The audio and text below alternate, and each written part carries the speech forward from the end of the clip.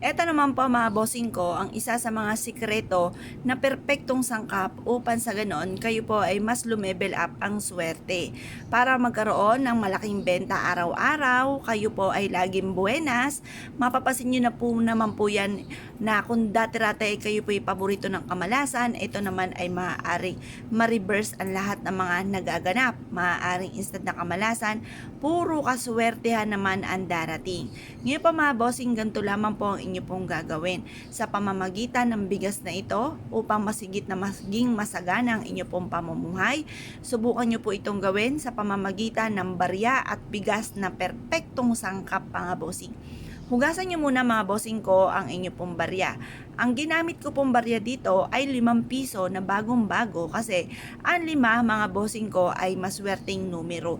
Tapos yung 2 piso parang ito ay lumalabas na 7 pesos kasi swerte rin ang numerong 7. Ganon din po mga bossing ko ang 3 bilang ng bawat barya.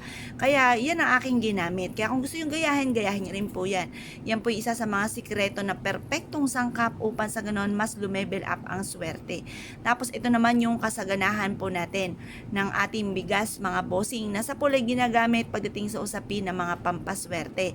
Harap ka sa gawing silangan ng mga bandang 6:30 or kaya po'y alas 7. Matatapos ang mga pampaswerte po natin hanggang alas 8 lamang po ng umaga. Ibibilad nyo po ito sa liwanag ng sinag ng araw. Pero kung halimbawang ikaw ay nasa mood, kailangan nasa mood ka kapag gumawa ka ng pampaswerte.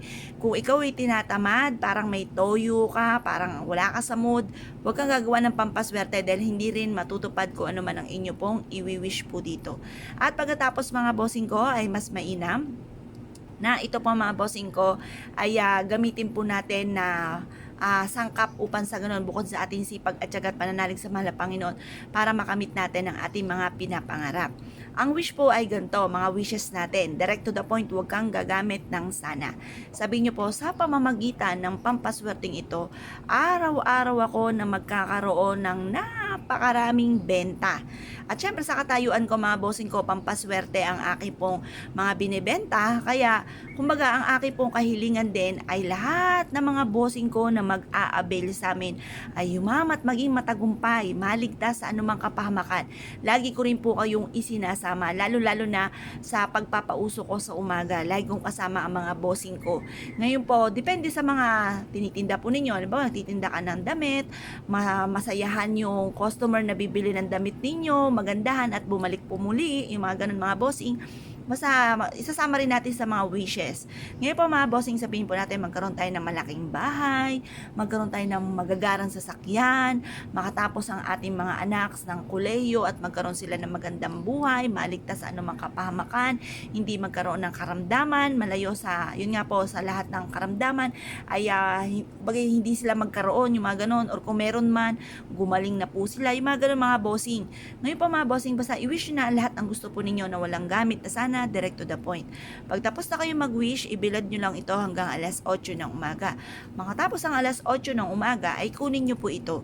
Pwede nyo siyang ilagay sa inyong wallet, pwede nyo rin siya ilagay sa may altar, pwede nyo isabit ito sa may main door, pwede rin naman sa may bintana, pwede nyo siya ilagay sa ilalim ng inyong pong unan, ilagay nyo po sa inyong pong bag, bitbitin kahit saan kayo magtungo. Marami kayong pwedeng paglagyan mga bossing. Ang dulot nito ay swerte.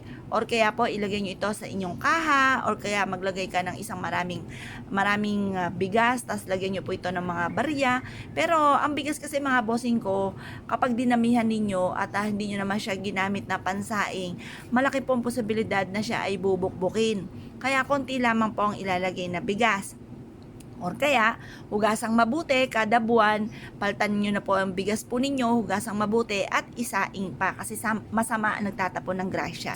Ngayon po mga bossing ko kayo pinaniwala at nais po itong gawin mga bossing. Asya mga bossing ko, good luck po sa iyo po lahat.